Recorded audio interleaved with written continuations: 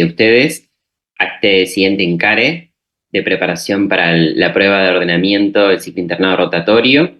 Esta mañana nos acompaña y le agradezco por su tiempo y su disponibilidad a la profesora Patricia Del Orso. Ella es profesora de la Unidad Académica de Emergencia Pediátrica. Y también nos acompaña, que la vi por ahí, a la asistente doctora Tatiana Moure, también de la misma unidad académica.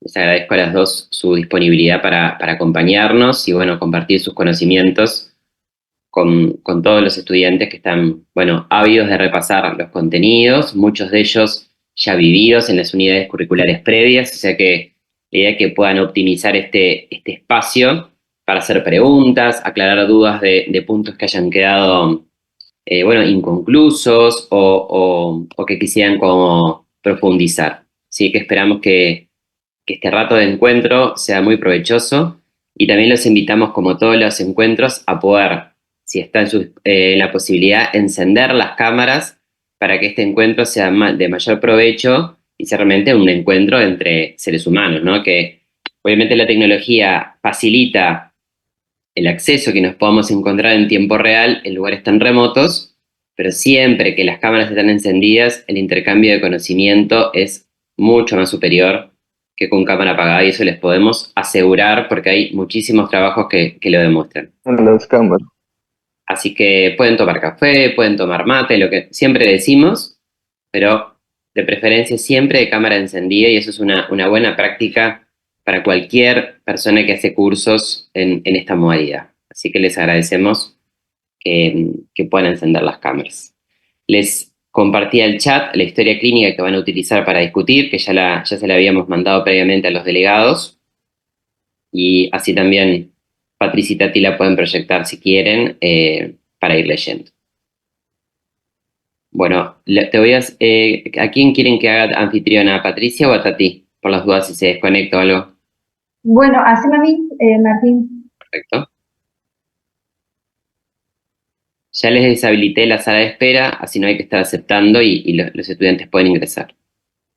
Bueno, muy bien. También nos va a acompañar el doctor Salzamendi, que él es cirujano pediátrico. Me acaba de mandar un mensaje que estaba subiendo, así que se va a sumar a nosotros en esta discusión. Me da mucha alegría poder compartir con ustedes este espacio, que a veces los profesores tenemos tantas tareas que estamos como limitados en el tiempo que podemos estar cercanos a la formación de las distintas etapas de la formación de grado, aunque nos gustaría estar más. Pero bueno, esta mañana, lo que dure esta actividad, voy a estar con ustedes. Así que, y estoy también como disponibles si en relación a algún otro tema, si hay dudas en el abordaje de urgencia, bueno, se reúnen, me convocan y vemos cómo lo podemos resolver antes de que ustedes tengan la prueba, ¿sí? Le pedí a la doctora Moure, que ella es grado 2 de nuestra unidad académica, que estuviera presente, así que ya te veo, Tati, que estás ahí, y me daría también mucha alegría, como decía Martín, si pudiera verles las caras. No saben qué sensación como rara que sentimos cuando le hablamos a un vacío, o sea, de eso de intercambiar a través de las imágenes y no de una pantalla negra, cambia bastante. Así que bueno, todos los que puedan, les agradecemos que prendan sus cámaras. Si les parece bien, así como uno hace en la prueba mismo, ¿no? En la prueba, lo que les vaya a tocar, uno lee detenidamente la historia, ¿no? Esto les sirve para abordar cualquier prueba que les toque, ¿no? O sea, ese no es un tiempo perdido, leer la historia detenidamente. Inclusive hasta si se me ocurren como cosas mientras que lo voy leyendo, me conviene irlas anotando, ¿no? Porque como es un momento de mucha adrenalina y que uno está como con una tormenta de ideas en ese momento, conviene anotar lo que a uno le va surgiendo, porque tal vez después no vuelva a eso que se me ocurrió y lo puedo utilizar para contestar alguna de las preguntas que me propone el tribunal. Entonces, si ustedes empiezan a leer, por ejemplo, yo invento, ¿no? Pero digo, un niño que tiene tos en acceso, que tiene 2 meses, que ustedes dicen, está, pues una tos convulsa, me acuerdo que tengo que notificarla, lo que se les vaya ocurriendo. Estos son como algunas tips, si quieren, o recomendaciones que les hago después de haber estado en muchos concursos, de que es útil hacer ese ejercicio de ir anotando lo que se me ocurre y leer las preguntas hasta el final, porque si ustedes contestan lo que se les pregunta en la pregunta 8, lo contestan en la 1, ¿ah? No se lo van a contar. Entonces, traten de saber bien qué es el paciente que me tocó, cuáles son los problemas que tiene este paciente y qué espera el tribunal en base a las preguntas que me están haciendo. Y las leo hasta el final y me organizo mentalmente qué voy a poner en cada cosa. Eso es como la etapa preparatoria de cómo uno se aproxima a la prueba, en una forma inteligente. ¿Sí? Esto se puede aplicar para cualquiera de las pruebas que me toque, o sea, no importa, a mí cirugía no me interesa. En la pediatría, que habitualmente se les va a proponer un niño que no tiene alta complejidad, va a ser un niño simple, ¿no? Un niño que ustedes van a poder identificar lo que le pasa, ¿no? Nadie los va a complicar con las pruebas. Pero siempre va a haber alguna pregunta que está dirigida más a evaluar un conocimiento profundo o que está destinada a ver el manejo que ustedes tienen con el paciente. Siempre se diseñan las pruebas de esa forma, ¿no? Si les parece bien, vamos a hacer como que estuviéramos en la prueba. Alguien, por favor, lea el caso hasta el final y leemos las preguntas. Seguramente todos ya lo leyeron, lo pensaron. ¿Quién se anima? A ver, construyamos entre todos. Acá no los estamos evaluando. Queremos que sea una instancia de aprendizaje. ¿Quién se anima a leer la historia? Cualquiera. Yo leo, si querés. Vamos, Leti, a ver, viva. Bueno, dice 6 meses, sexo femenino, es traída por sus padres al servicio de urgencias por vómitos reiterados y tendencia al sueño. Comienza 24 horas antes de la consulta con vómitos postprandiales que han ido aumentando en frecuencia. En las últimas 2 horas presentó 3 vómitos, uno de ellos bilioso. En la evolución agrega episodios breves de flexión de miembros inferiores sobre el abdomen, acompañados de llanto intenso que ceden espontáneamente. En las últimas horas la notan muy quieta y con tendencia al sueño. No se ha alimentado. Deposiciones de características y frecuencia habituales. Última deposición hace 4 horas, no fiebre. Medio socioeconómico y cultural adecuado, sin antecedentes familiares ni personales a destacar, controlada regularmente, peso 7.000 gramos, longitud 65 centímetros, desarrollo acorde a la edad, no alergias, recibe vitamina D y hierro, certificado de esquema de vacunación vigente. Al examen, tendencia al sueño, buen color, sin trabajo respiratorio, temperatura axilar de 36,8, frecuencia respiratoria de 40, sin tirajes, frecuencia cardíaca de 140, tiempo de recoloración de 2 segundos, pliegue cutáneo normoelástico, mucosas secas, fontanela anterior de 3 por 2 centímetros normotensa, tono adecuado, pupilas simétricas y reactivas, abdomen blando, depresible, límite superior hepático en quinto espacio intercostal derecho, borde inferior a 2 centímetros del reborde costal, de consistencia normal, polo de vaso, supongo que dice polo de vaso, se palpa polo de vaso, fosas lumbares libres e indoloras, resto del examen físico normal. Durante el examen presenta una deposición semilíquida y sanguinolenta escasa. Ahí inician las preguntas, la cual la primera dice: realice el diagnóstico fisiopatológico aplicando el TEP y qué examen realizaría en forma inmediata. Bueno, Vamos por partes, a ver. Primero, hola, José, ¿cómo estás? Tenemos al cirujano con nosotros, que está ahí, que ya llegó. Recién también recibí un mensaje de la profesora Mercedes Bernada, que está asistiendo un niño, pero apenas se libere también nos va a acompañar. Así que tienen un equipo hoy para esta actividad amplio y muy completo. Bueno, primero quiero hacer una aclaración, y es que la historia está presentada como la historia para hacer una historia de encare, o si quieren, o de análisis para un concurso, pero en la vida misma uno no vive los pacientes de esa forma.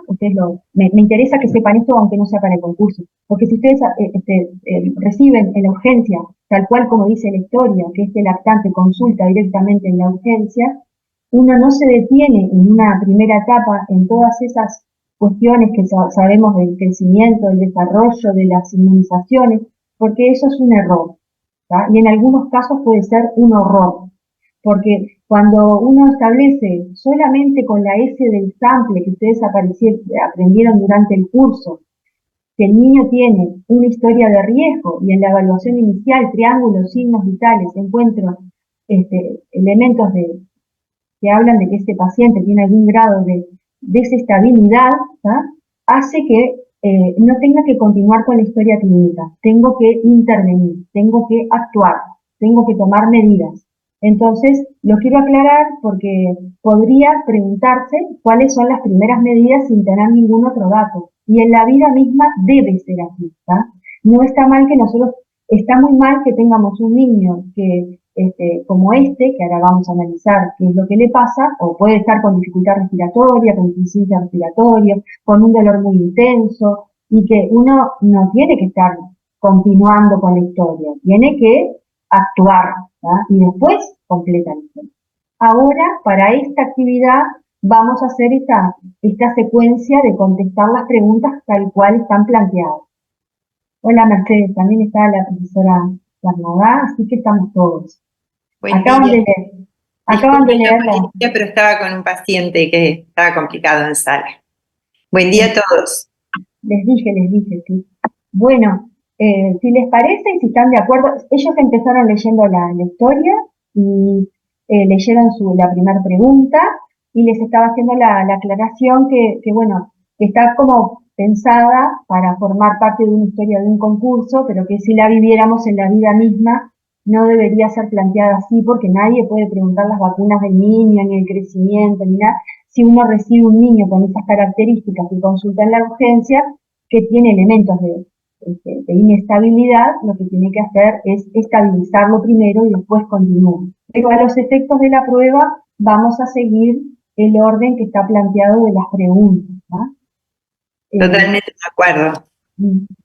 Bueno, si están de acuerdo, el resto, José, Mercedes y Tati, que también están acompañándonos desde la urgencia, contestamos esta primera pregunta, que hacía referencia a que ustedes aplicaran el triángulo de evaluación pediátrica y que hicieron el diagnóstico fisiopatológico.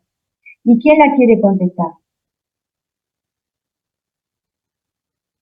¿Alguien que se anime? Este paciente, hola, buenas. Hola. No sé qué. Este paciente, yo, Cristian, a ver, prendo la cámara. Prendela, sí, por favor. Este paciente puede ser que tenga, realizando el TEP, el polo de la apariencia afectado debido a la tendencia al sueño. Muy bien, Cristian, está correcto, porque te daba todos los datos, ¿no? Te decía que tenía buen color, que no tenía dificultad respiratoria, pero en la apariencia, ¿qué era lo que se destacaba de la apariencia? Estaba letárgico. Letárgico, ahí está. Y entonces, como para el concurso, ¿no? Como para ponernos así como estrictos, que es lo que ustedes vienen a buscar, uno tiene que contestar exactamente lo que me preguntan. Y aprender a contestar hasta el final, sin poner de más ni de menos. Entonces, digo, ¿qué me preguntan? Diagnóstico fisiopatológico. Entonces, hacemos el diagnóstico fisiopatológico de déficit neurológico. déficit neurológico no hay una categoría de triángulo de evaluación pediátrica. ¿Cómo se llama cuando solo la apariencia está afectada? Disfunción del sistema nervioso central, ¿no es? Eso. Perdón. Bueno, ahí está. No me acordaba cómo se dice. Lo tienen que saber. O sea, es una de las herramientas que todo médico general tiene que conocer muy bien y saber aplicar. Porque por sí misma determina riesgo y conducta. Entonces es un instrumento muy valioso para la pediatría. Y aplica desde el neonato hasta el adolescente. Entonces tenemos que saber aplicar. ¿Por qué estaría mal decir déficit neurológico? Porque, por ejemplo, cuando un niño tiene una excitación psicomotriz o tiene un estado de irritabilidad, que uno podría decir no es un déficit, también es una disfunción encefálica, porque a lo que apunta en ese sentido la apariencia es ver si hay algún grado de alteración, no importa si es en más o es en menos. De un niño que está letárgico tiene tendencia a estar dormido, y eso me marca que hay una disfunción encefálica. En el lenguaje de los neuropediatras, que no es lo que les están preguntando, diríamos que está encefalopático. Pero como a mí me están preguntando triángulo, ese razonamiento que venía haciendo Cristian está muy correcto. Voy y miro, ¿qué color tiene? Me dice que tiene buen color, que no tiene dificultad para respirar, pero me dice que está letal. Entonces eso es disfunción encefálica y marca un grado de afectación que implica que requiere una conducta inmediata. Solo ahí, solo con eso. Y inmediatamente... Y siguiendo con la pregunta que decía que un examen, no lo tengo acá la pregunta, que tendríamos que realizarle a todo niño que tiene una disfunción del sistema nervioso central, es un hemoglucotest, ¿puede ser? Muy bien. La apariencia del triángulo de evaluación pediátrica es el componente del triángulo más importante, de los tres. Porque expresa, si bien no me hace diagnóstico de nada, expresa determinadas funciones de las personas. Cómo está su nivel de perfusión encefálica, ¿no? Expresa que puede haber involucrado distintos mecanismos en esa génesis, que puede haber una alteración iónica, metabólica, tóxica, medicamentosa, traumática, diferentes tipos de injurias pueden afectar la apariencia del niño. Entonces, dentro de las que tengo que detectar en el primer contacto con el paciente es que no tenga un lactante con apariencia afectada, como este paciente, va de la mano que casi que lo recibo con el hemoglucotest. Máxime cuando la historia del niño que ustedes contaron era un niño que estaba centrado por las pérdidas digestivas, era un niño que vomitaba, es un lactante que vomita. Entonces yo todavía no sé lo que tiene ese niño. Puede tener una infección del sistema central, ustedes ya saben que es un encargo de invaginación, pero nuestra amplitud tiene que ser, puede estar intoxicado, puede tener una disbionía, puede tener una lesión intracraniana, puede ser un niño maltratado, puede ser muchísimas cosas, porque a medida que voy avanzando con el niño, voy a ir poniendo filtros. Por ahora estoy con el triángulo, apariencia afectada en un niño lactante que vomita. Y eso es igual a que tengo que descartar que esa apariencia afectada, que está letárgico, no sea por una hipoglucemia, porque la tengo que corregir en forma inmediata. Conseguir un acceso vascular y pasar glucosa. ¿Y qué sería hipoglucemia para este niño?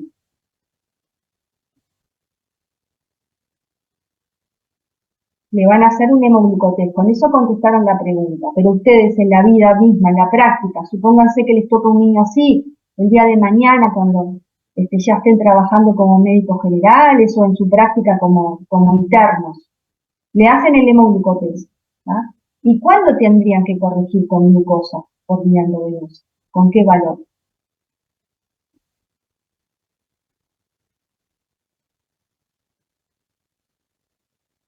¿No? ¿Nadie sabe los puntos de corte para la hipoglucemia a esta edad?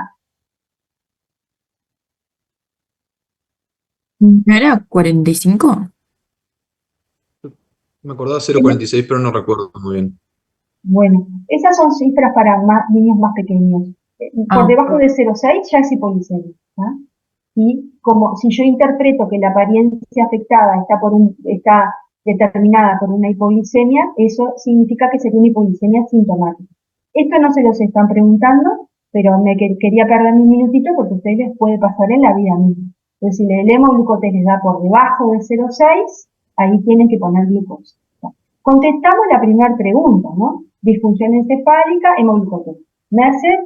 Patricia, quiero contestar en relación con un comentario del chat que Agustín decía que la prueba de ellos va a ser múltiple opción, pero nosotros como equipo docente les queremos decir que, bueno, que sin dudas, si bien una parte de lo que se hace hoy tiene un componente estratégico, ¿no? De enseñarles a contestar, como por eso Patricia decía, bueno, igual para el múltiple opción cabe eso de mirar bien la pregunta y qué me están preguntando, ¿no?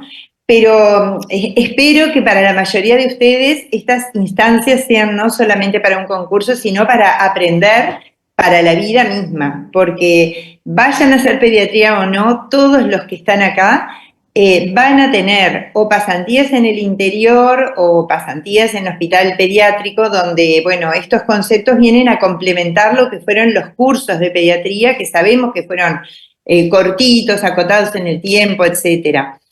Así que, bueno, nosotros acá la idea no es que estamos solamente tratando de enseñarles a responder preguntas, sino a explicar conceptos que, bueno, que ojalá ya lo supieran y están repasando, y si no, capaz que tomar conceptos nuevos.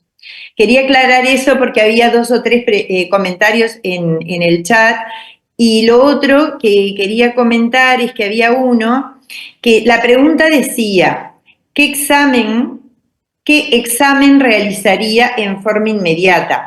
Y como dice examen es en singular, ahí Carolina pone glicemia, ionograma por los vómitos, gasometría venosa. Bueno, ahí sí ya estratégicamente, si a uno le dicen qué examen, estamos hablando de uno y no de todos esos. No sé si querés hacer algún comentario de eso, Patricia, también. No, estoy absolutamente de acuerdo, que ahí está, eso que hablamos al principio con ellos, que yo les decía de leer muy detenidamente, que eso no es una pérdida de tiempo y que hay que contestar inteligentemente. Yo estoy de acuerdo con Carolina, que seguramente esos exámenes que ella plantea en este paciente pueden ser necesarios, y eso lo vamos a ver después. Pero a mí me están preguntando qué examen en forma inmediata. Y nadie tiene esos exámenes en forma inmediata, además. Y como decía Mercedes, son muchos. Me preguntan uno. Tengo que elegir uno. ¿Tá? Siempre que se pregunta uno suele ser algo a pie de cama en la urgencia. Rapidito, ahí, a pie de cama. ¿Tá? En este caso es glicemia capilar o hemoglucotés. ¿Seguimos? ¿Les parece bien?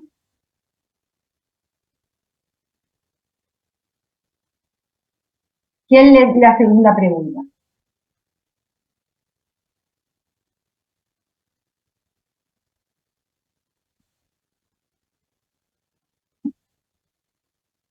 Vamos, Leti, seguir leyendo tú. Bueno, en relación a los vómitos, dice, ¿qué importancia tiene el hecho de referir un vómito bilioso?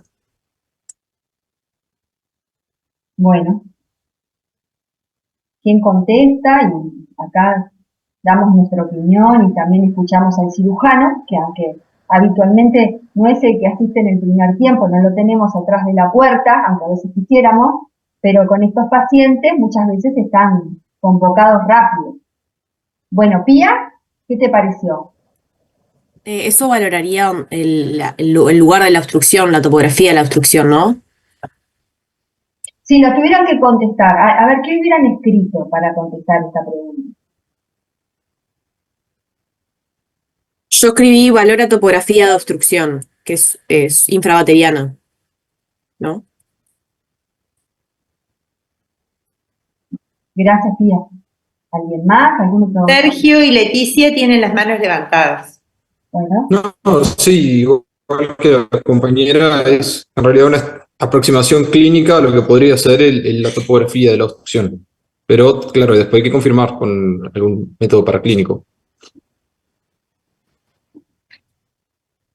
Yo quería agregar que en todo caso, según lo que yo entiendo, no necesariamente en un cuadro que ya sabemos, digamos, cuál va a ser en este caso, pero, digamos, no necesariamente tiene que haber una obstrucción, pero sí, digamos, por lo menos nos puede ayudar a ubicar dónde está el problema o lo que sea. Digamos, no estamos hablando de una oclusión intestinal en este caso, pero de todas maneras también me parecía importante nombrar que el hecho de que sea un vómito bilioso, quizás no en este caso, porque ya esta nena tiene 6 meses, pero que bueno, es un elemento muy importante si fuera un niño muy chiquitito, capaz que hasta, no sé, de menos de un mes, porque nos podía estar hablando de otro tipo de problemas a nivel del tubo digestivo, como algún tipo de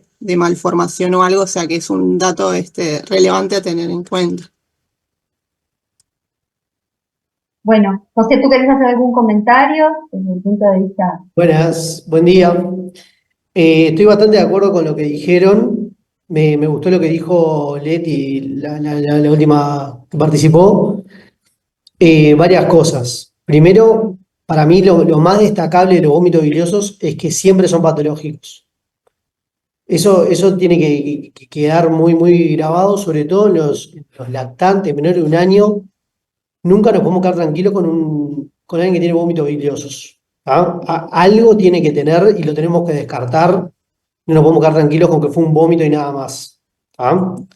Segundo, estoy de acuerdo con que ayuda a topografiar el problema, llamémosle, porque hablar de oclusión, no oclusión, todavía nadie había hablado de oclusión y de repente surgió la palabra oclusión, que es discutible si la tiene o no, pero más que nada el factor problema, llamémosle, sabemos que es infrabacteriano y eso estoy de acuerdo, porque rápidamente nos ayuda a orientarnos clínicamente ante qué paciente estamos.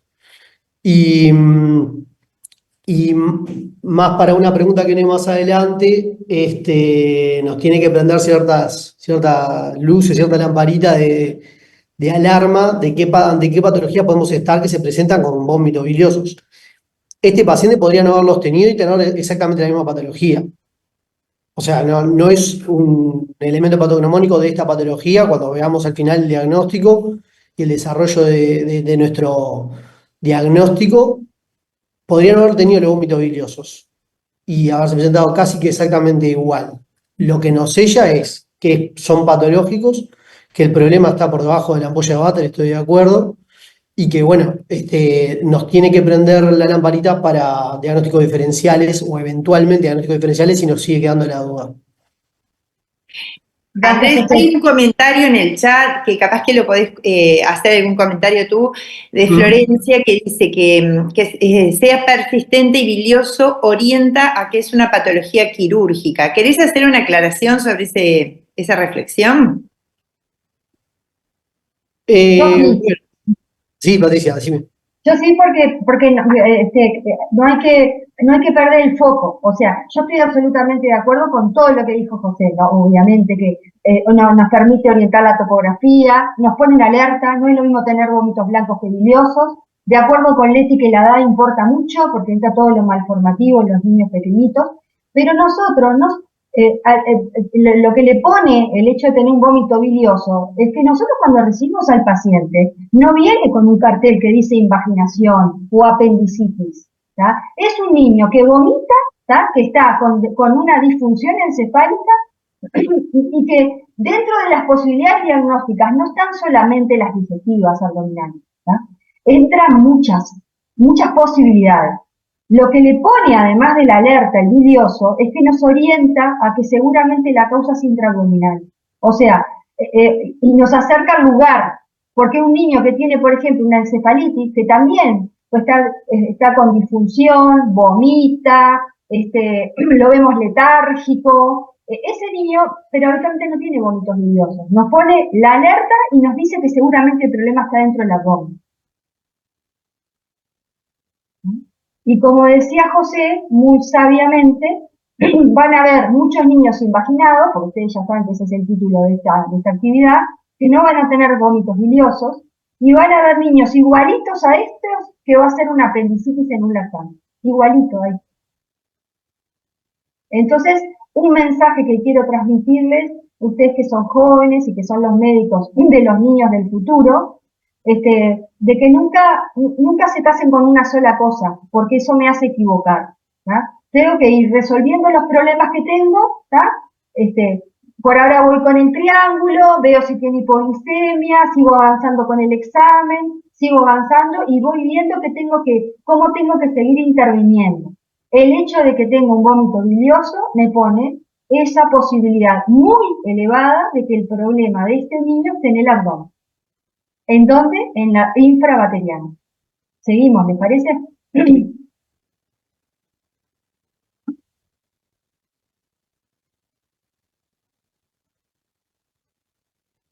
¿Leemos la tercera, profe? Sí. ¿Cómo explica los episodios de flexión de miembros inferiores y llanto?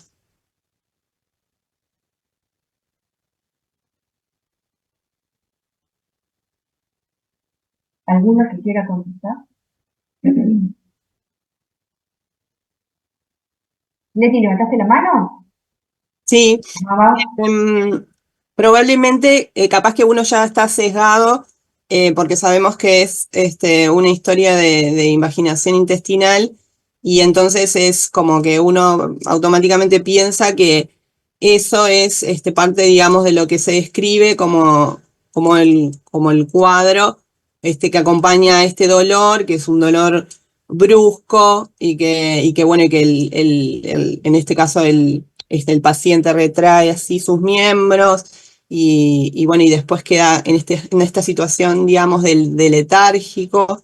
Pero bueno, tratando de sacar un poco lo que usted decía recién, digamos, de no conocer el diagnóstico previo, sino que bueno, de ampliar un poquito el espectro, para no errarle, capaz que podríamos llegar a pensar en que pueda haber que esto pueda tener que ver con algún estado de crisis epiléptica, o que, bueno, o dado digamos, sus vómitos y demás, pudiera haber quizás alguna disionía, especialmente una hiponatremia, y que todo eso pudiera traer a colación este tipo de movimientos, como considerando, digamos, varias posibilidades para no quedarnos sesgados en solamente el dolor o el cuadro más de presentación de una imaginación. Bueno, mi intención no es entreverarlo. Yo todo lo que les estoy diciendo es como para el primer contacto con el paciente. Acá ustedes, en la historia, que llegamos hasta el final de la historia, se les dieron muchos datos que orientan que este niño tiene un problema en el abdomen. Distinto es el primer minuto que estoy evaluando al paciente, que viene con esa historia, que vomita, que está deprimido, que yo tengo que pensar en todo eso. Ahora, cuando uno le muestra una historia hasta el final, que esa historia hacerla hasta el final me llevó como 15 minutos, y me dice que había una deposición con sangre, que me dice que toda esa historia tan relatada, eso orienta mucho a que el problema es intraabdominal y el diagnóstico más probable es la invaginación, ¿tá? Y me despejo el campo para las otras causas, pero al principio las otras causas cuentan. Yo tengo que, otra vez, vuelvo a la pregunta, sé que es por múltiple opción, pero como decía Mercedes, aprovechamos esta instancia para completar la formación de ustedes, ¿no? Entonces acá me están preguntando específicamente que explique por qué es la flexión de los miembros en este paciente que yo creo que está invaginado. Eso es lo que tengo que contestar. ¿Alguien más que haya contestado la pregunta? Me están preguntando por qué. Pía y Rocío tienen las manos levantadas. Adelante, Pía. Sí, yo había puesto que era por el dolor tipo cólico, porque justo dice también que después de que flexiona las piernas, al ratito, a los segundos cede. Entonces vendría, me parece, como a correlacionarse a eso. Bien. ¿Y un poquito Gracias, más? Rocío. Sí, no, que yo realmente cuando empecé a leer la historia, o sea, tengo la mala costumbre de que la leo sin leer el diagnóstico, entonces lo estaba viendo como un abdomen agudo. Y cuando la leía, que leía esa parte de llanto intenso, que tiene esto, que se dé espontáneamente todo eso, se me venía bien en la cabeza un dolor tipo cólico en un infante, que no es lo mismo cuando es un adulto, y que esto que arrolla los miembros es como cuando en un adulto uno busca una posición eh, para que te duela menos. Y vamos por ese lado. No tengo como una forma de explicarlo como más bonita, pero era por ahí. ¿Alguien algo distinto? Estamos, o sea, hasta ahora Pía y Rocío plantean que, bueno, que seguramente es el equivalente al dolor cólico que un niño grande que tenga una conciencia que pueda comunicarse explicaría, ¿no? Tengo un dolor, me duele, los lactantes, bueno, no pueden expresar con palabras, nosotros tenemos que observar mucho y bueno, si vemos que hay una flexión de los miembros, lo interpretamos como un dolor cólico en este contexto. Está bien. Brian, ¿algo más que quieras agregar? Pero Yo podemos tipo, agregar el mecanismo. más o menos relacionado a lo que decía Rocío, que yo había visto como que es una respuesta refleja que lo que hace es como reducir la tensión de la pared abdominal y del peritoneo. Entonces esto hace como que el bebé alivie el dolor. Y respecto al llanto vi que era más como que correspondía a los episodios de invaginación activa, o sea, que por el peritaltismo del intestino se va metiendo más, por así decirlo, dentro de, o sea, el intestino delgado dentro del grueso, y eso en los episodios de invaginación activa es que sea dolor y llanto. Por eso después calma, digamos, cuando el peritaltismo, digamos, para, como llora mucho cuando se sigue imaginando y después para y deja de llorar, digamos. Bueno, José, ¿querés explicar el mecanismo? Yo creo, dos cosas quería decir. Una, creo que es más sencillo de lo que se lo estaban planteando todos. Me parece que la pregunta era bastante directa respecto a, ¿es la forma que tienen los lactantes de manifestar el dolor tipo cólico, como dijo Patricia? O sea, si uno le pregunta a un niño más grande, ¿se puede expresar si cuando le viene el dolor se quiere hacer bolita? Te dicen que sí, en general. Los lactantes lo hacen espontáneamente y es la forma que tenemos de describir, y lo describen muy claramente los padres, cuando vienen los dolores tipo cólico que se arrollan sobre los miembros, sobre el tronco. Además, describe la característica de que son episódicos. No es que el niño está 4 horas seguidas con los miembros flexionados sobre el tronco. Son episódicos. Vienen, están 5 o 10 minutos llorando, calman 20 minutos, de repente lo vuelven a tener, calman otros 20 minutos, una cosa así. La madre lo puede explicar como en esos episodios y es claramente la manifestación del dolor tipo cólico. Lo otro, no sé si nos adelantamos, no me acuerdo si había una pregunta, pero respecto a la descripción de la fisiopatología del dolor tipo cólico, capaz que se le fue un poco ahí a Brian la explicación. El dolor tipo cólico, acá y en cualquier manifestación, te digo porque es un tema básico de cirugía siempre, el dolor tipo cólico es la lucha de una víscera bucal contra un obstáculo. Es el dolor que tiene, digamos, el segmento previo a la oclusión intestinal. Si él no tuviera una invaginación intestinal, si él tuviera lo que sea, un besoar, no sé, imagínense lo que quieran, que le obstruye el tubo digestivo, un fecaloma, cualquier cosa, le obstruye el tubo digestivo, el dolor que se genera de la lucha de la víscera hueca previo a la obstrucción y la distensión que se genera el dolor tipo cólico. ¿Ah? El dolor que deriva después del sector invaginado uno dentro de otro ya tiene otra fisiopatología, tiene otro tipo de dolor, calma las características.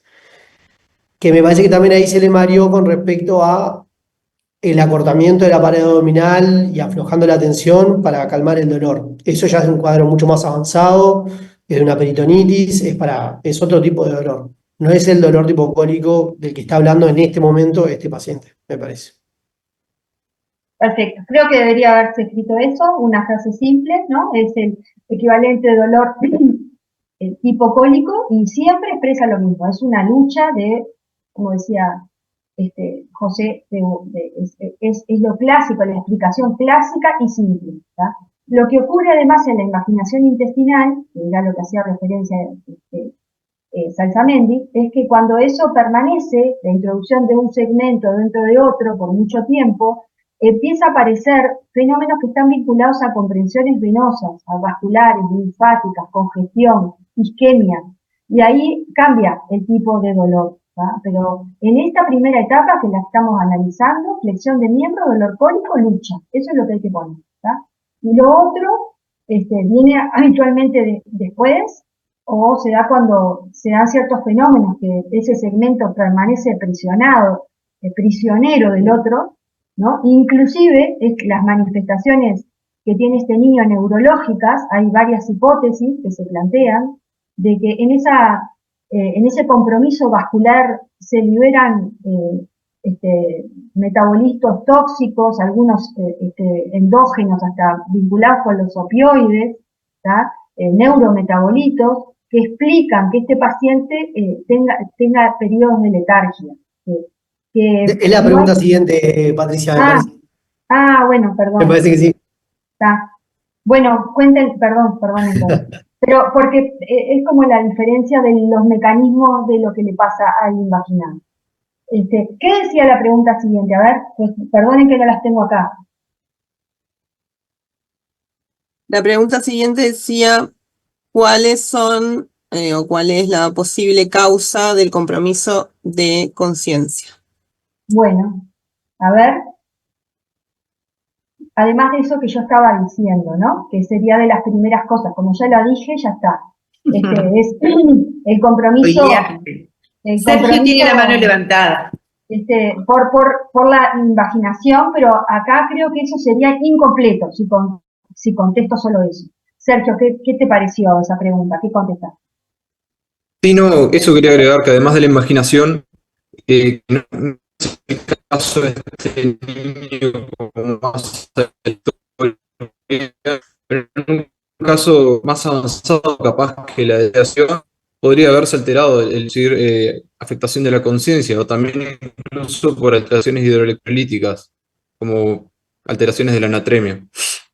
También podrían estar afectando a este niño, o también en el caso de que se haga una reposición que no sea correctamente mediada, también podría llevar a una disfunción neurológica por la falta de regulación del osmótica del cerebro. Digo, hay muchas causas que también pueden provocar eso. En el caso de una peritonitis, que haya también una sepsis, puede provocar una disfunción. Digo, hay un montón de causas. En este caso capaz que es claro porque estamos viendo la historia de imaginación y es por lo que tú decías de las endorfinas, que se liberan por el dolor. Pero se pueden empezar un montón de causas más si nos ponemos, si el cuadro no fuera tan claro. Me parece que está bueno desde lo teórico, Sergio, que tengas todo eso presente, pero siempre hay que adaptar al paciente. ¿Tá? En este caso, no tiene fiebre, como que saco la sepsis del medio. ¿Tá? Si tuviera fiebre, ese concepto que tenés tú ahí instalado está muy bien. ¿Tá? Entonces, te tomo porque es una condición importante, eso que tú estás planteando. ¿No será que en este niño que tiene tan afectada la conciencia además está hiponatrémico? Sí, podría estar. O una alteración de la natremia. Claro, por eso digo que no es el caso de este niño, capaz. Lo aclaré al principio por eso, porque no es el caso de este paciente. La hiponatremia sí. Causas en general. Está muy bien. La hiponatremia la lleva a esto, la aplica a esto. ¿Tá? El compromiso encefálico por la sepsis no, pero la hiponatremia sí aplica. ¿Tá? Pía.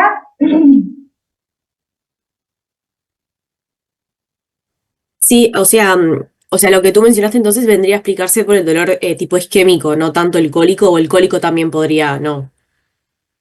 Está. Perdón, es justamente por el cólico. Principalmente por el dolor cólico y la distensión que se genera del dolor cólico. Está, pero más puntualmente por una isquemia de la pared, o sea, si la isquemia no estuviese, todavía no tendría depresión de conciencia, ¿no? Hay un compromiso. Sí. Ok. Hay un compromiso vascular y linfático. Que ahí se genera la liberación de metabolitos, que sí. Eso es lo que más se acepta que es la causa, pero no es la única. No es la única. Por eso acá decía que mencionaran, o sea, como en plural, todo lo que entrara.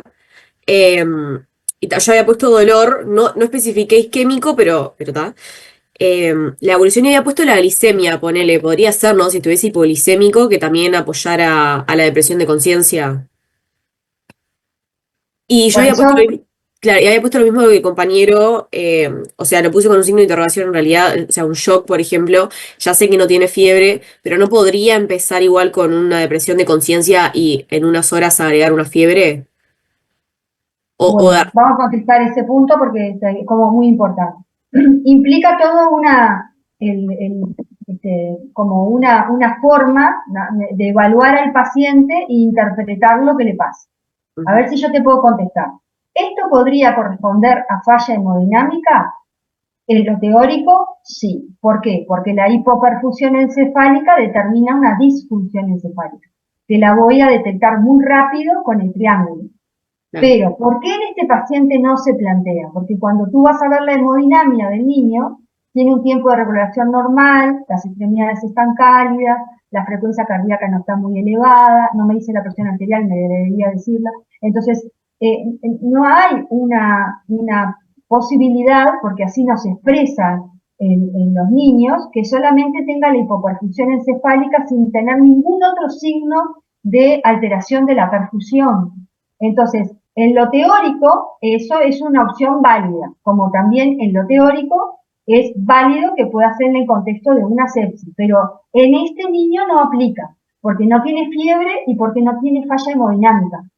¿Entienden? Ustedes tienen que ir como evaluando y saber en qué lugar ubico cada cosa. Como concepto general, lo que le pasa desde el punto de vista encefálico, las causas pueden ser múltiples, pero algunas no se adaptan al niño. Acá lo que más se adapta es que parece que está invaginado, que hay esa lucha que decía Salsamendi a nivel abdominal y que eso puede haber liberación de neurometabolitos, ¿ah? Y no parece haber una causa de perfusión pura, por esto que explicábamos. ¿Puede haber una disionía que no detecté, como decía Sergio? Por supuesto, si todavía no tengo ionograma. Lo que ocurre en la práctica, y a ustedes les va a pasar, que hay veces que los niños tienen más de un factor. Está invaginado y está hiponatrémico. Está invaginado y está hipoglicémico. Por eso es que esta sistemática de tener todo en cuenta hace que pueda aplicarle una integridad en el manejo que me permite estabilizarla. Porque si yo solo compro que está invaginado y no tengo glicemia y no tengo iones, no me voy a enterar de que además le está pasando eso. ¿Entendieron? Para contestar la pregunta tienen que poner el mecanismo de la invaginación, la liberación de neurometabolitos y la eventual posibilidad de que tenga una alteración metabólica o iónica que aún no ha sido detectada. Bien, yo había puesto también ahí en ese recuadro acidosis metabólica, que no sé si, o sea, no tiene mucho más que la depresión de conciencia por ese lado, me parece, pero está capaz como pierde sodio, también puede estar perdiendo bicarbonato por vómitos y. Bueno, habitualmente la acidosis metabólica no me va a dar una disfunción del sistema. Pero además, uno esperaría en el niño encontrar clínicamente la expresión más frecuente de la acidosis metabólica, y es que tenga una respiración profunda, un aliento particular. Entonces ustedes tienen que ir buscando los datos del examen que les sirve para ir a un buen puerto en el planteo, porque si no van a plantear algo como disparatado. La gasometría de este niño puede ser toda una sorpresa, lo veremos. Alguien ponía ahí si podía tener una alcalosis metabólica. Esa es la situación menos frecuente de todas, porque tendría que tener muchísimos vómitos, no tener nada de ayuno y no tener nada de pérdida digestiva baja. Y no es el caso de este niño. Tiene poquitos vómitos, hay pérdidas digestivas bajas, es un lactante y no se alimenta bien. El perfil metabólico menos frecuente para él va a ser la alcalosis metabólica. Puedo encontrar una gaso normal o puedo tener una tendencia a la acidosis, pero ninguna de esas cosas de la gasometría me van a explicar la disfunción encefálica. No sé si fui clara con esto. Sí, perfecto. Yo quiero agregar solamente un dato para la vez que se encuentran con uno de estos en su vida profesional. Habitualmente, la característica de la letargia en la invaginación intestinal es que es igual de episódica que los dolores. Habitualmente el niño tiene el dolor, tiene la letargia y al ratito la recupera. Entonces, lo que te relatan habitualmente los cuidadores es que viene con el episodio de dolor, llora y queda como dormido, como desmayado, pero que después vuelve a recuperar y vuelve a tener un episodio de dolor, vuelve a llorar, vuelve a quedar como desmayado. Entonces, En la historia justo no lo dice, pero esa tendencia al sueño, si uno la indaga bien, no es que el niño hace 24 horas que está planchado y que no quiere hacer nada. Es que tiene como esos episodios y eso es muy orientador clínicamente al cuadro de imaginación intestinal. Nada, un dato nomás. Que no es menor, eso que dice Salsamendi es muy sabio, pero eso implica también cierta experiencia, o sea, de haber visto muchos niños con disfunción y el imaginado muchas veces como que fuera de esos episodios mejora, pero también tengan en cuenta esto que les estoy transmitiendo, de que no es un invento, es de haber visto decenas de niños imaginados, que a veces no solo está imaginado, en el contexto de su enfermedad tiene otras alteraciones. Y entonces como todo termina como entrelazándose porque se expresan clínicamente de la misma forma, ¿tá? Nosotros tenemos que ir a buscar si no tiene asociada otra alteración. Y eso es el soporte del médico que lo está asistiendo, porque el cirujano habitualmente viene a compartir con nosotros la definición del niño, qué le vamos a hacer, ¿no? Cómo lo vamos a resolver, pero todo esto que hace al manejo integral del niño lo tenemos que pensar nosotros. Por eso también va a decidir qué le vamos a pedir, porque son tomas de decisiones. Vamos con una vía, le vamos a pedir exámenes, sí o no, qué exámenes le vamos a pedir. No es como al barrer que le voy a pedir. Le voy a pedir aquello que está dirigido a buscar lo que me va a ayudar para resolver el paciente. Esta debe ser la patología que más habitualmente llegamos con el diagnóstico ya hecho. Es decir, ya nos llaman, tengo tal cosa en la puerta, y vamos ya directo a resolverlo, porque ya se llevó el diagnóstico. Bueno, igual quiero transmitirles a ellos que son tan jóvenes que esta es una historia muy típica, que tiene muchos elementos para pensar en la imaginación, pero sepan que hay casi uno de cada 4 niños que tienen una sintomatología muy tramposa. A veces el niño viene solo con vómitos y alteración de la conciencia y no tiene la flexión de los miembros y no tiene la deposición con sangre y es un imaginado.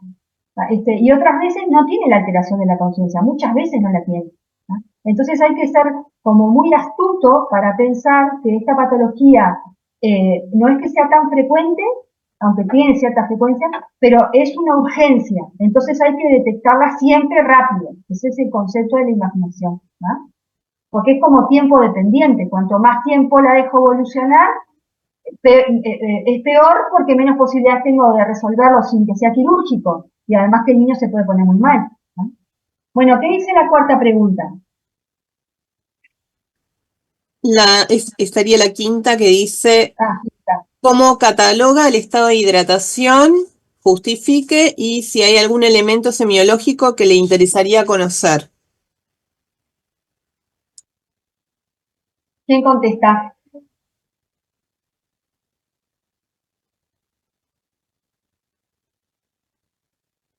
Vamos, alguien que conteste que ya son 9:30 y la idea era terminar a las 10.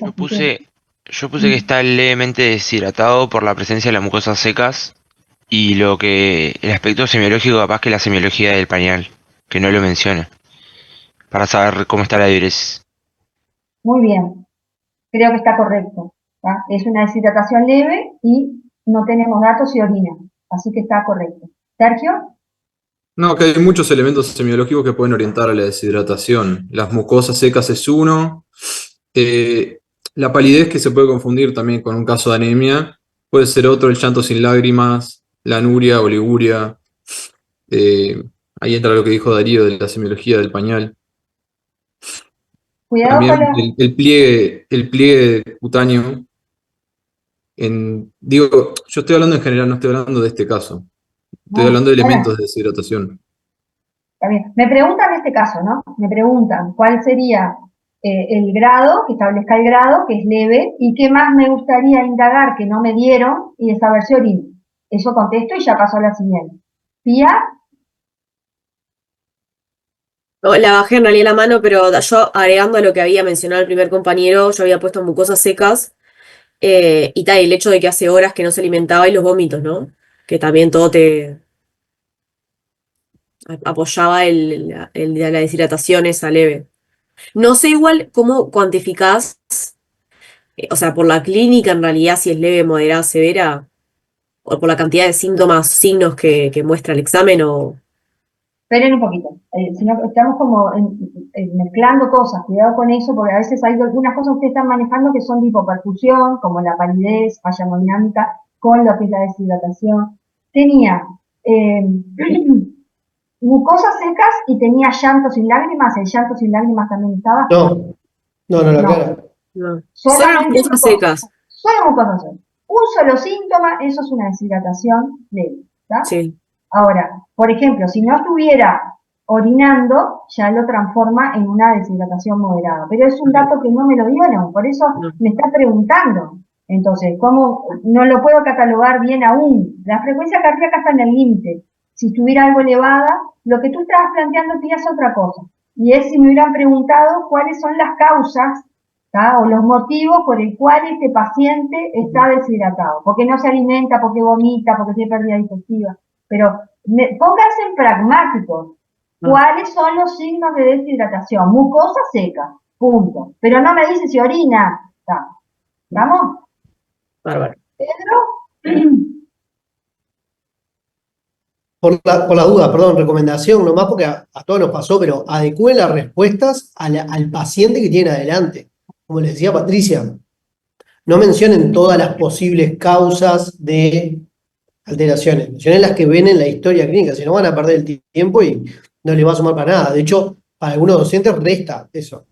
No, igual la prueba no es en tipo en CARE, es No sé, pero es para la vida esto, no para esta prueba, para la vida. Bien.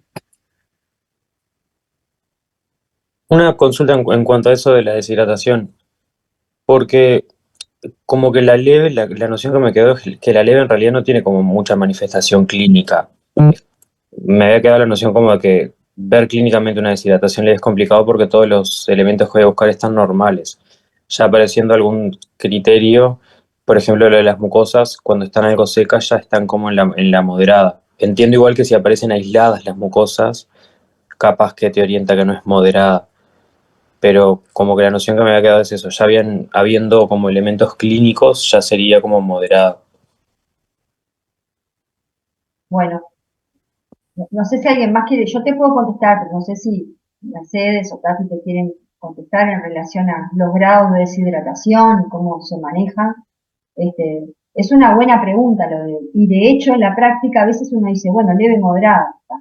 Por eso yo les decía que si tuviera el dato de la orina, si este niño no está orinando, el pañal está seco y no orina, ya pasa a ser moderado. Pero solamente algo seca las mucosas y lo examiné bien, ¿no? Ojo, ¿tá? Lo examiné de arriba para abajo, bien, completo, ¿no? Los ojos están bien, el llanto es con lágrimas, el pliegue está normal, el pañal está húmedo. Si no, no puedo decir que es leve. Tengo que tener todos esos elementos, ¿no? Que en la vida real esos elementos no están, sino que uno los tiene que ir a buscar. Por eso es tan importante, reconocerlos para ir a buscarlos, porque si no, no los vamos a encontrar, ¿no? Inés tiene una pregunta.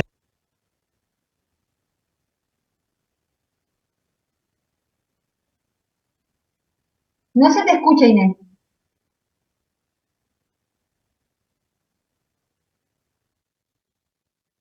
Ahí te silenciaste, pero capaz que con los auriculares no te escuchamos, no sé. Bueno, a ver. ¿Querés escribir, Inés?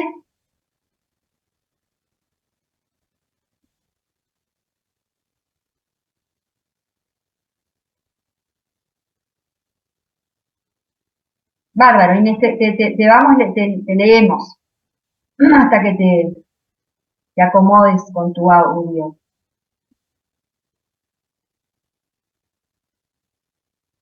Mientras que esperamos a Inés, ¿les parece? Pasamos a la otra pregunta, así no lo prolongamos tanto que a las 10 tenemos que terminar. ¿Qué pregunta nos toca? ¿La 6?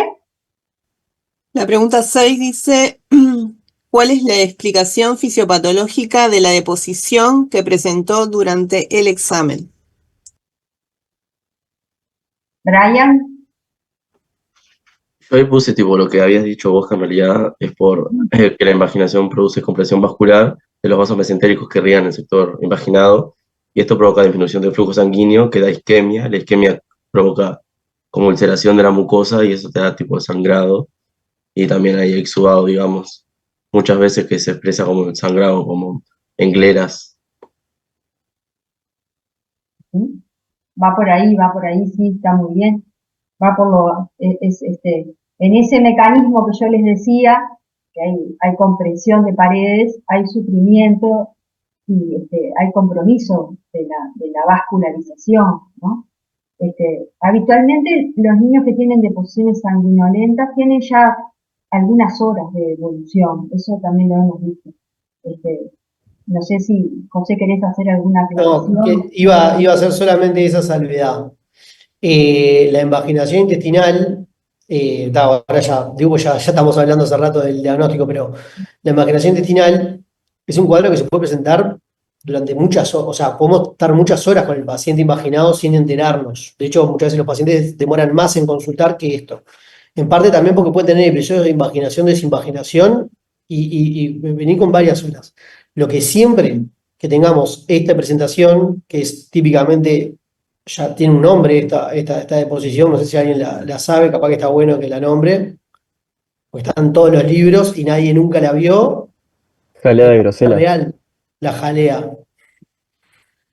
La jalea de grosella, que alguien la escribió por ahí. Digo porque nadie comió, por lo menos no conozco a nadie que haya comido jalea de grosella, pero todos sabemos reconocer las materias tipo jalea de grosella, que son casi que no son patognomónicas de esta patología, pero son muy típicas de esta patología, siempre hablan de evolución, de un cuadro evolucionado. Porque significa que hace rato que esa mucosa está sufriendo, que tiene isquemia y que tiene mezclado la solución hemorrágica a través de la mucosa con la secreción de moco por intestinal. Así que nada, es un punto a tener en cuenta para nosotros cuando lo vamos a tratar y para saber ante qué paciente estamos, de que ya lleva un buen tiempo con esta patología. Dato importante ese, ¿no? Que trae José, porque en las tomas de decisiones que uno va teniendo que asumir en la asistencia, van a ver que hay ciertas variables, ¿no? Que una es la edad del niño, cuánto tiempo lleva, bueno, cuestiones que ahora vamos a ir analizando, es la conducta que se va a tomar con ese paciente en relación a la resolución una vez que se confirme el diagnóstico.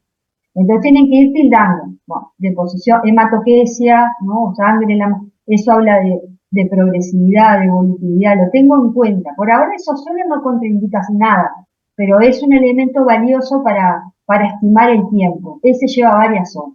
¿No? Seguimos. El 7, la 7. La 7 dice cuál es el diagnóstico más probable, justifique, y la siguiente, por las dudas, plantea diagnósticos diferenciales, justifique. Bueno, ¿quién quiere contestar? Que lo hemos conversado, ¿no? Pero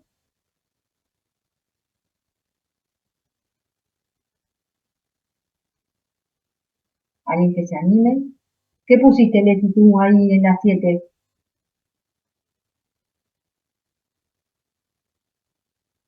Está silenciada.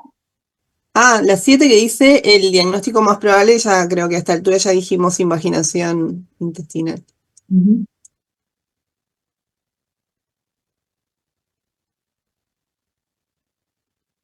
Y decía justifique, ¿no? ¿O no?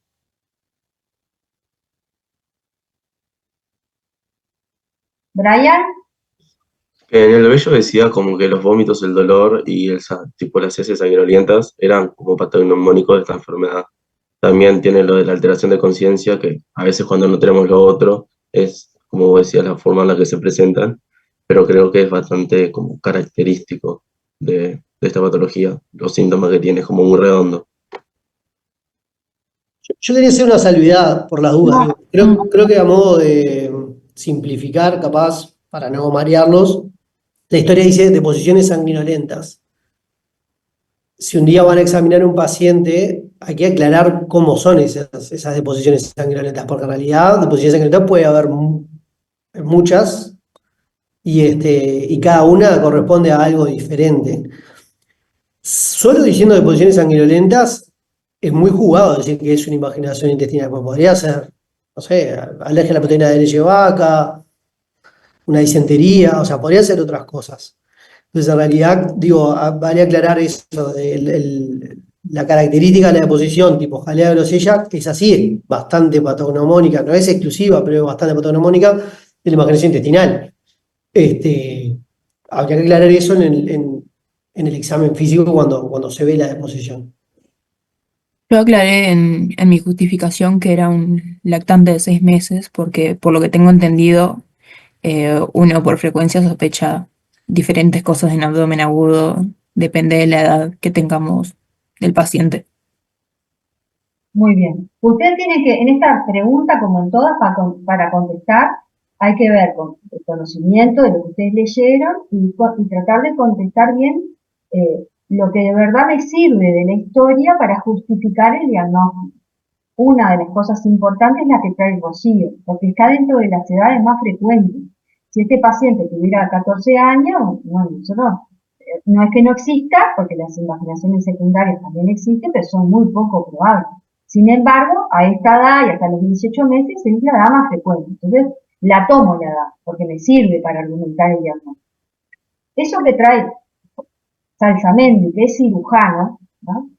Que hay algo que él dijo que nosotros vemos con relativa frecuencia. Nosotros recibimos en ocasiones pacientes que vienen como probables invaginaciones porque también tienen vómitos, también tienen dolor abdominal y también tienen heces sanguinolentas. Y es una intolerancia alimentaria, porque las intolerancias alimentarias a las proteínas de la leche de vaca se presentan exactamente igual, dan lo mismo, ¿no? O un niño, por ejemplo, que tiene una historia de estreñimiento y que tiene un ano sangrante. También puede tener vómitos, tiene dolor abdominal y el ano sangra. Como conclusión es la importancia de examinar bien a los pacientes.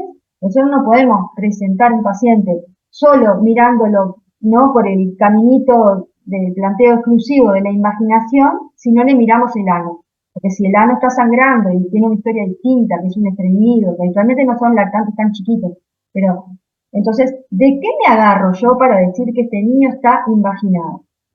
Porque tiene una clínica muy subjetiva, porque tiene la edad de presentación y porque asocia sintomatología clínica que es muy subjetiva de la invaginación. Pero como les decía al principio, nada le pone la exclusividad.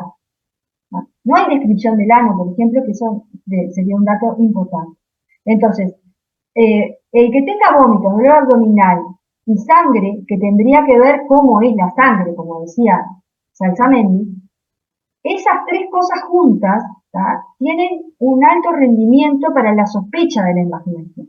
Pero las tres juntas están en la mitad de los casos, nada más, en el 50%. Entonces, ¿este niño puede tener otra cosa que la invaginación? Y bueno, es lo que me preguntan en la otra pregunta. Yo creo que está invaginado, y eso es igual a que necesita un examen para confirmar o descartar. Eso es así. Ahora, ¿podría tener otra cosa? Y sí, tal vez sí. Esta que estamos conversando, por ejemplo, es un diagnóstico diferencial importante. ¿No será que este niño es una intolerancia alimentaria? Y sí, pero primero, como es una urgencia definir si está invaginado o no, y la otra no tiene urgencia de definición, primero descarto la urgencia. Entonces, ahora vamos a ver después qué exámenes le vamos a hacer para ver si está invaginado. ¿Algún otro diagnóstico que se les ocurra? Tati, que te tengo calladita ahí. Si lo hubieras vivido a ¿no? Obvio que hubiéramos pensado en la invaginación. ¿Alguna otra cosa que se te pudiera ocurrir que le pudiera pasar a este niño? No, en principio, buenos días a todos. En principio también, antes de que tuviera la deposición sanguinolenta, con todo lo que estuvimos hablando, de ver esas características, nosotros en un niño, si bien es chiquito, tiene 6 meses, la presencia de los vómitos, el dolor, incluso a veces pueden tener como un compromiso, no se alimentan y demás. La apendicitis a esta edad también es de difícil diagnóstico y bueno, generalmente dejan de alimentarse, tienen vómitos, pueden tener fiebre o no, tienen episodios de dolor, que también como son chiquitos son difíciles de topografiar o incluso a veces hasta niños de 2 años nos pasa a veces con la apendicitis que puede pasar como a bajo ruido, no todos hacen fiebre, si bien es verdad que con la deposición después que dice que es sanguinolenta, no tiene las características y demás, nos llevamos a hacer la invaginación, yo creo que pensando también en esos diferenciales, en los estudios que vamos a pedir, la apendicitis también la podríamos tener en cuenta. Estamos de acuerdo. Yo quiero agregar un par de cosas. Creo que alguien lo mencionó al pasar, pero me parece fundamental en este cuadro. Siempre cuando analicen los signos y síntomas del paciente, analícelo en qué paciente ascienda. Y este paciente tiene dos características que son fundamentales. Una es la edad, como bien decíamos, que es el cuadro para nosotros, para los cirujanos, este es el cuadro, es la urgencia quirúrgica más frecuente a esta edad, y por lejos. Y segundo, que es eutrófica. Eso también es una característica típica de las invaginaciones intestinales. O sea, son bebés gorditos, bebés highs. No suelen ser desnutridos, ni mucho menos. Y con respecto a lo que decía Tati de la apendicitis, que es muy cierto, la apendicitis por debajo del año de edad es bastante rara. En general se asocia a otras patologías más complejas, pero que decía difícil de diagnosticar hasta los 2 años, te diría más como hasta los 5 años puede ser una enfermedad difícil de diagnóstico porque justamente por la dificultad para manifestar los síntomas. Pero bueno, me parece muy importante destacarlo de digamos, el paciente, lo patronímico. Es una nena que es más frecuente en varones, es el doble de frecuente en varones que en niñas, pero también lo vemos bastante seguido. Patricia, quiero hacer un comentario. Uno es un comentario como muy general, pensando que, bueno, que son estudiantes avanzados y que están entrando, ya llegando a la etapa más próxima, diríamos, al ejercicio profesional, como es el internado, ¿no? La importancia de siempre pensar en diagnósticos diferenciales, y este es como un concepto muy, muy grande de la medicina, ¿no? Y que para eso hay que saber y para eso hay que estudiar. Que es muy importante ser muy exquisito en la anamnesis y en la inspección, ya sea la inspección primaria como una inspección de examen físico secundario en una segunda etapa, pero es importante saber qué buscar, tanto en la anamnesis como en el examen en los distintos momentos, ¿verdad? Y siempre pensar que un síntoma o un conjunto de síntomas puede ser más de una situación clínica, ¿no? Y esto es lo que estamos hablando en esta pregunta, en la pregunta número 8. Y que el otro cuadro que por ahí José lo mencionó al pasar es la disentería, que es decir, las infecciones por bacterias enteroinvasoras, la más frecuente es Shigella, pero también Salmonella, que bueno, que si ustedes leen la descripción de la presentación de una disentería en un niño sano de 6 meses, hay algunos puntos que también pueden coincidir con estos, como es el niño con deposiciones con sangre, el niño con dolor cólico, muy molesto por dolor cólico. Quizás la manifestación no es exactamente la que tienen en el papel, pero las historias clínicas los niños no estudian y las mamás no estudian cuando nos relatan. Entonces hay algunos datos que están acá en esta historia papel porque alguien la pensó y la buscó. Pero quizás si no, es el niño que llora, que se retuerce porque tiene dolor cólico. Obviamente que generalmente tienen fiebre, pueden tener un aspecto más tóxico o no, porque la disentería tiene formas de presentación más leves y más graves. Entonces me parece que es interesante a la hora de estudiar para esta situación, que aprovechen a estudiar también el cuadro de diarrea disenteriforme, porque en muchas cosas puede coincidir también con esto, ¿no? En la misma línea de la importancia de cuando uno estudia para una historia clínica, aprovechar a leer en profundidad los diagnósticos diferenciales. Yo estoy muy de acuerdo con lo que dijo Mercedes, y para mí la clave siempre está en plantear, más allá de que uno tenga como muy, muy, muy claro que parece ser eso, hacerse la pregunta de por qué no es otra cosa. O sea, ¿cómo me aseguro yo? Eso es lo que hago yo, por lo menos día a día cuando trabajo, de por qué no es esto otro. sobre todo, como decía Patricia, en los casos más graves, en los casos que uno tiene que rápidamente disuadirlos porque te pueden llevar a cambiar tu estrategia terapéutica y que requieran de hacer algo distinto antes por el riesgo vital de este paciente. Claro, que ese es el punto clave, ¿no? De esos posibles diagnósticos, ¿cuál es el que necesita un diagnóstico ya? Porque necesita una conducta terapéutica ya, ¿no? Así que eso, volviendo el foco ahí. Creo que capaz que se puede seguir nomás. ¿Pueden seguir o no? Bueno, la pregunta 9 era ¿cuál es su conducta? ¿Qué exámenes o exámenes indicaría para confirmar el diagnóstico más probable? Y Perdón, me parece que falta diagnósticos diferenciales, por lo menos hay que mencionar uno que si no, no puedo seguir.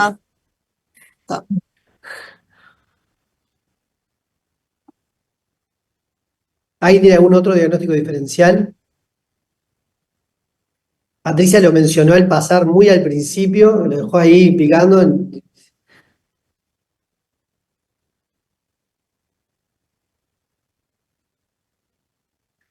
A mí, digo, si nadie lo dice, lo digo yo. A mí, cuando estoy de guardia, si me llaman y me dicen que tienen un lactante con vómitos biliosos, independientemente de todo lo otro que me digan,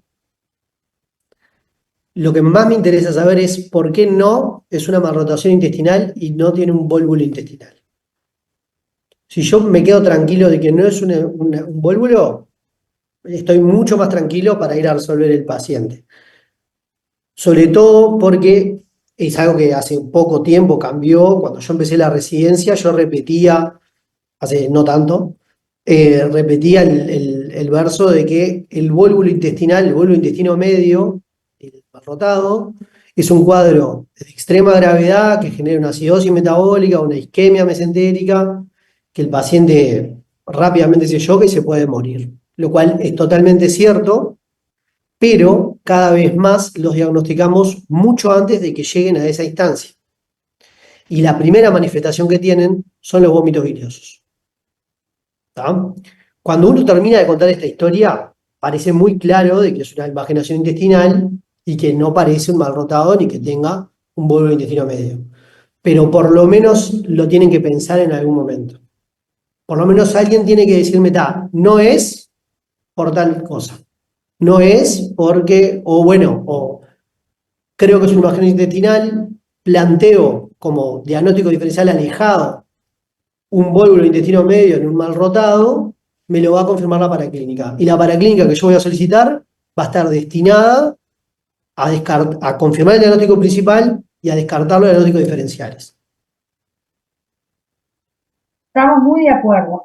¿Ah? Eso evita un error dentro de la urgencia que es el error de anclaje, se llama así, y es cuando se piensa en una única cosa, ¿no? Entonces acá con todo esto que se conversó con Mercedes y con José, estamos todos de acuerdo en que nunca podemos pensar en una sola cosa. Y acá pensamos en varias. Pero ¿por qué importancia tiene esto? Porque cuando voy a definir el niño, en base a esas cosas que pensé, son los exámenes que voy a pedir. A veces alcanza, por ejemplo, con hacer una ecografía y nada más. Y otras veces, cuando un diferencial puede ser un vólvulo intestino medio, la posibilidad de tener una malrotación, esto que traía José, que también lo vemos, a veces, ya que vamos a hacer la ecografía, nos conviene además tener una radiografía, por ejemplo. Por eso,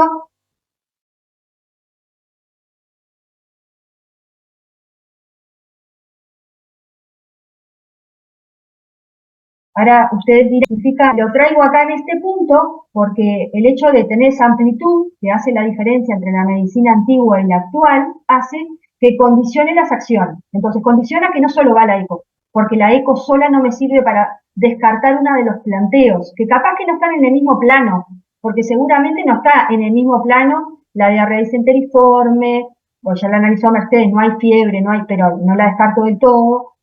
La invaginación, el vólvulo, la intolerancia alimentaria, no están en el mismo plano porque algunas son urgencias y otras no. Pero a la hora de descartarlas tengo que saber qué exámenes son los que voy a pedir y cuál es la operativa para los exámenes. Entonces, ¿va a imágenes el niño? ¿Está en condiciones de ir a imágenes? ¿Va en este momento o no? Y si va, ¿qué cosas le voy a hacer? En simultáneo, no puede ir y venir, ir y venir. ¿Pía? ¿Levantaste el mano, Pía? Sí, o sea, en base a la conducta de los exámenes, yo te iba a preguntar justo en qué momento pedías una radio de abdomen. O sea, ¿serían eso, ponerle para descartar un vólvulo? O... Porque pensé No que te iba solo un escuchamos. eco, pero ahora mencionando eso, No, yo no escuché, perdón, a mí se me cortó momentáneamente, no escuché lo que dijo. Sí, a mí también, sé que es la conexión del hospital. Repetí, Pía, por favor, ¿qué? sí que yo había puesto en esa pregunta, o sea, en base a la conducta de los exámenes que pedís, que le hacías una eco en realidad como para confirmar el diagnóstico que estábamos sospechando, ¿no? Pero pensando en este diferencial que están diciendo ahora, de lo del vólvulo, yo quería saber porque también estaba como opción la radiografía de abdomen dentro de cuando leímos el tema de vólvulo, ¿no? De vólvulo, perdón, de imaginación intestinal también estaba como posibilidad la radiografía, pero decía que era mejor la eco y además está más inocua, ¿no? Pero pensando esto del vólvulo, le mandás igual una radio para ¿Pero qué descartar. te preguntaron, Pía? ¿Qué te preguntaron? Pará, te la leo de vuelta. ¿Qué examen o exámenes indicaría para confirmar el diagnóstico más probable y en caso de haberlos planteado descartar los diferenciales? Entonces, si uno tiene la posibilidad, que no va a ser el formato de la prueba, porque va a ser una múltiple opción, pero supónganse que sea una pregunta que esté formulada así, que diga, ¿cuál es el examen para la confirmación del diagnóstico que usted sospecha? Y yo tengo, por ejemplo, la ecografía, la radiografía, la tomografía, el examen, ahora dirá Salsamenti, son ellos los que habitualmente los ven con nosotros y orientan en cómo los evaluamos. Si a mí me preguntan un examen, voy a decir la ecografía para el diagnóstico de lo que pienso que tiene. Ahora, si a nosotros nos preguntan cuáles serían los exámenes para poder hacer el diagnóstico y descartar los diferenciales, ahí entonces nosotros tenemos que hacer, yo haría entrar la radiografía no tanto para la confirmación de la invaginación, sino para descartar que no haya una malrotación o una ovulación. No sé qué te parece, José. Estoy 100% de acuerdo. Creo que esto es un tema semántico de cómo está formulada la pregunta, de si es un examen, muchos exámenes, el ideal, o para qué lo pedís. No sé cómo va a estar el día de la prueba, pero para la vida, para mí está bueno el esquema que se armaba clásicamente para los INCARES de la residencia, que es uno pide los exámenes para 4 cosas: para confirmar el diagnóstico, para descartar los diferenciales, para confirmar o descartar complicaciones y para la evaluación general y preoperatoria, eventualmente, si hay que operar al paciente. Y en ese orden, si los tuviera que explicar, yo te los explicaría en ese orden.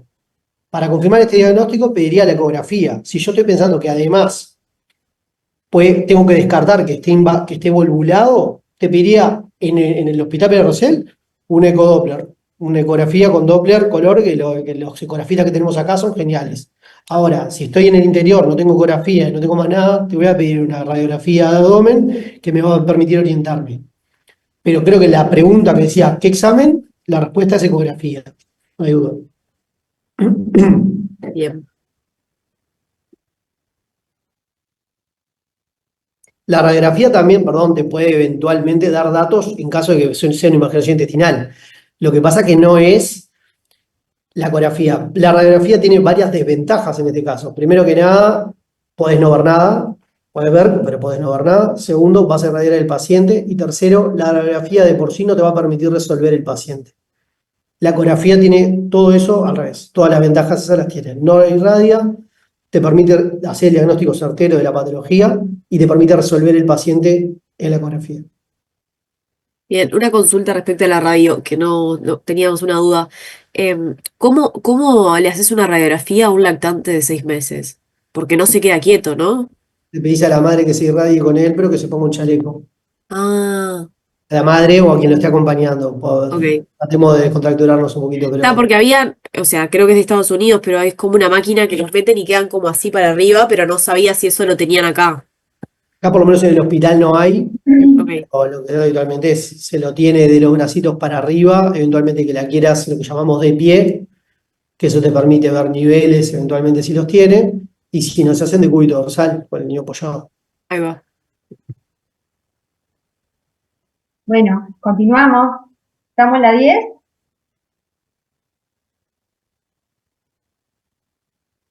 Sí, la 10 dice, describa los hallazgos esperables en cada examen solicitado.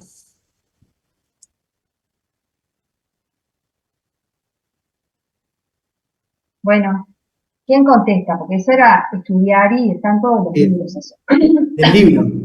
Del libro.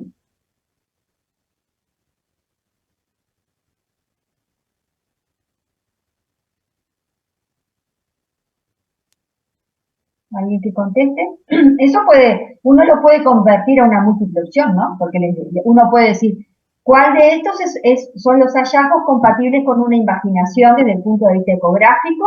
Y pone distintas cosas en las opciones, y ustedes tienen que saber qué es lo que se ve con una ecografía cuando un niño está invaginado. ¿Leti? Bueno, lo que yo había leído era, no sé si se llama el signo de escarapela o algo similar, y después, de acuerdo al corte, ¿no? Y después estaba la forma del pseudo riñón. Eso es lo que yo, a nivel ecográfico.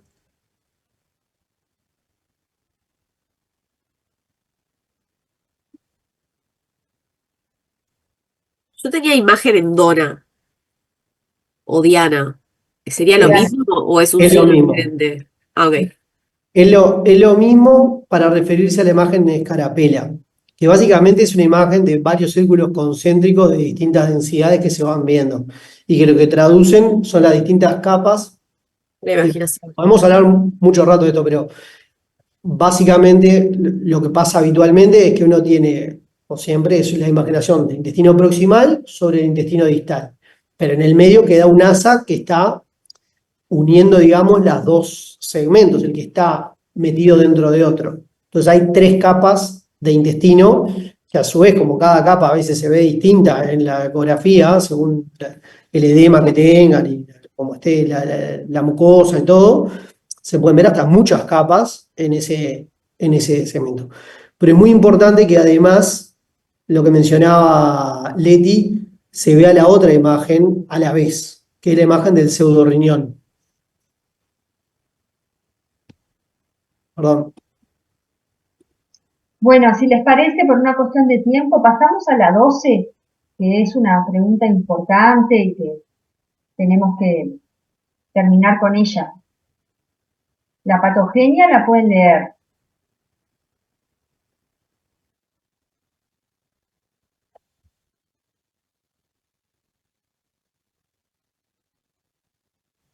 Bueno, dice la pregunta 12, ¿qué conducta adoptaría en el servicio de urgencias? Escriba las indicaciones a realizar inmediatamente y en caso de fármacos indique el tipo, vía, dosis e intervalo.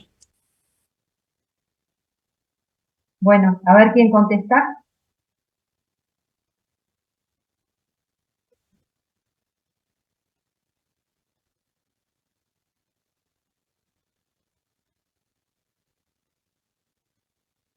¿Leti? Bueno, por lo menos inicio considerando que eventualmente va a tener una instancia quirúrgica, la suspensión de la vía oral. Ya sabemos que a esta instancia ya se le hizo el hemoglucotest y es un paciente que lo tenemos monitorizado para el control de sus signos vitales. Y bueno, y después le colocaría un acceso, para lo cual ahí aprovecharía para sacar una gasometría y además para una rutina para valorar lo que habíamos hablado bueno, la glicemia, el ionograma, para considerar eventualmente la posibilidad de disionías y bueno, después de lo farmacológico, o sea, atender lo sintomático, que es el dolor. En este caso, creo que podría ser de elección la dipirona de 10 miligramos kilo, no solamente por su efecto analgésico, sino que también se habla de que tiene también un efecto antiespasmódico, y bueno, y la hidratación, Y bueno, ya le hicimos la eco y la consulta con el cirujano. Y la hidratación no se puede poner hidratación porque la enfermería no entiende sino qué van a poner.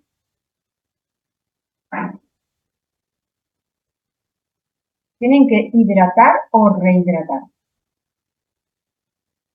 Rehidratar por la pérdida, ¿no? De los vómitos. Yo tenía igual, o sea, organizado diferente, con las 4C puede ser, que tenías cama, o sea, a ver si ingresa o no ingresaba, en este caso, ingreso obviamente, que suspensión de la vía oral, que vendría a ser la comida, y, o sea, una vía venosa periférica. Lo que no sabíamos era si le das oxígeno, porque estaba saturando 92% creo que era. No creo. Bueno, vamos a empezar por el principio, así como estamos pasados. El ingreso de un paciente nunca llega a ingreso. Eso es una decisión que se da después de una evaluación y un tratamiento en el servicio de urgencia. O sea que es una decisión que viene después. ¿Tá? No, eso Que iba más también- que nada, perdón por interrumpirte, pero iba más que nada, me parece, por si quedaba con monitorización continua, por ejemplo, o si podía quedar en como en sala, vendría a ser, pero en emergencia, sí entiendo en un principio, pero era más que nada por eso, me parece. Bueno, vamos a ir, lo voy a ir razonando en voz alta con ustedes, así como lo pueden aplicar para otros pacientes, ¿no? Uno cuando ve un paciente en urgencia tiene que decidir si se va. Lo primero es que no se va, se queda, ¿tá? Porque este niño estamos pensando en una enfermedad, una patología que requiere eventualmente un procedimiento que puede no ser quirúrgico, porque muchas de las invaginaciones se resuelven sin cirugía, pero es un procedimiento que si además se hace bien requiere pseudoanalgesia, entonces necesito ayuda. Estamos de acuerdo con Leti, de este niño no se puede alimentar, porque todavía no lo tengo definido y no sé si no va a ser quirúrgico. Después, para saber si necesito una monitorización continua, me tengo que ir a los signos vitales. Este niño está muy estable, tiene todos sus signos vitales normales, no necesito un monitor continuamente. ¿Qué necesito? Saber si orina, colector. Pongan las cosas inteligentes, ¿no? Lo voy a poner en una unidad, ¿tá? Le voy a poner un colector de orina, le voy a poner un acceso vascular, aprovecho la punción venosa para traer los exámenes que necesito. Estoy de acuerdo con Leti que en este caso necesito valoración del medio interno, iones. No tiene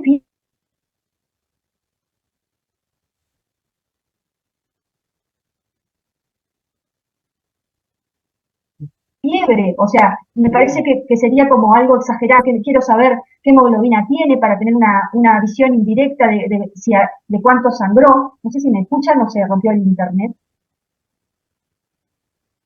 Me cortó un poquito ahí.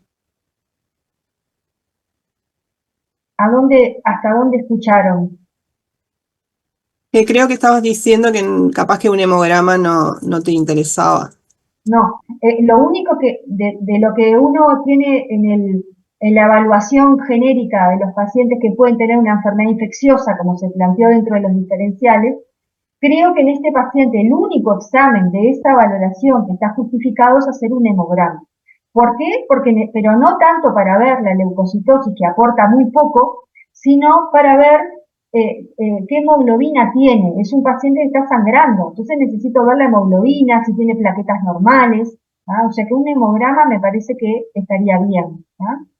Y después tengo que pensar si para mi diagnóstico del que tiene más sospecha necesito algún examen más de sangre. No, ninguno. Necesito saber si tengo algo para corregir. Glicemia, gasometría, ionograma, un hemograma, ¿estamos? Y con eso por ahí estoy bien. Pongo un colector de orina porque necesito saber si orina. Le pongo un analgésico. Para eso tengo que evaluar de alguna forma el mecanismo del dolor, que como ya lo analizamos es un dolor cólico. Tengo que usar un fármaco que pueda usarlo a través de la vía enteral en un lactante de 6 meses, que parece que no es un dolor severo, parece que me cae en el moderado, y que se adapte mejor al paciente que tengo, que es un 6 meses dolor moderado y cólico. El mejor fármaco para eso es la dipirona. Porque además, si yo me tentara con los antiinflamatorios no esteroideos, no sería una buena opción hacer, por ejemplo, ketoprofeno, primero porque es edad de riesgo y es un niño sangrante. Entonces no puedo poner fármacos que puedan aumentar el sangrado. Entonces el mejor es la dipirona. Y ahora viene la parte de, yo dije que estaba deshidratado, entonces no tengo que poner un suero de hidratación. Tengo que poner un plan de rehidratación. A ciegas, como uno se maneja en la urgencia, porque por ahora no tengo ningún examen. Después, cuando empiece a recibir los exámenes, puedo adaptarlo. Entonces, no es un suero de mantenimiento de hidratación, eso va después. Ahora es un plan de rehidratación. ¿Qué es lo que se aplica a las pérdidas de este niño? Y bueno, no le voy a poner más de 50 cc por kilo, la solución mejor sería una 90, y ponerlo lento, en 4 horas. ¿Ah? Para eso necesitan el peso. ¿Cuánto decía que pesaba el niño?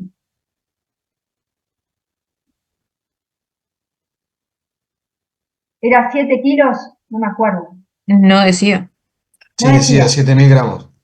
7, ahí está. Entonces, voy a poner 350 centímetros de solución 90 a pasar endovenoso en 4 horas. Y eso, desde el punto de vista práctico, esas 4 horas me van a permitir definir mejor el paciente. Y veo, a ver después cómo sigo. Pero por 4 horas lo voy a estar rehidratando. Y haciendo un balance también de las pérdidas. Porque por cada pérdida digestiva que tenga, tendría que aumentar en 10 cc por kilo ese aporte que le estoy haciendo endovenoso. ¿Está?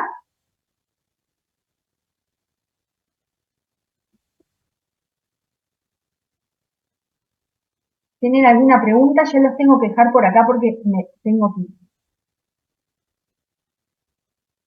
No sé si tienen alguna pregunta para hacer. Yo antes de irme los quería saludar, desearles muchísima suerte en el concurso. Tómense los tiempos necesarios para identificar bien los problemas. Profe, disculpe, tengo una pregunta. En el temario dice cuadro agudo de abdomen y barrita, imaginación intestinal. ¿Qué otros cuadros agudos de abdomen van para la prueba? Creo que si hay que saber uno solo es este. Es que no especifica. Bueno, y apendicitis aguda, ¿no? O sea, porque cuadros agudos de abdomen sin edad, apendicitis aguda no puede no estar también, ¿no? En los niños pequeños la invaginación y en los grandes la apendicitis. Claro. Gracias. Bueno. Para Nicole pregunta si son necesarios los antieméticos. No. En este caso no parecía que fuera el problema preliminar. Además se le va a suspender la vía oral a este niño, ¿no? Entonces, dado que no son vómitos frecuentes, no parece estar indicado en este momento.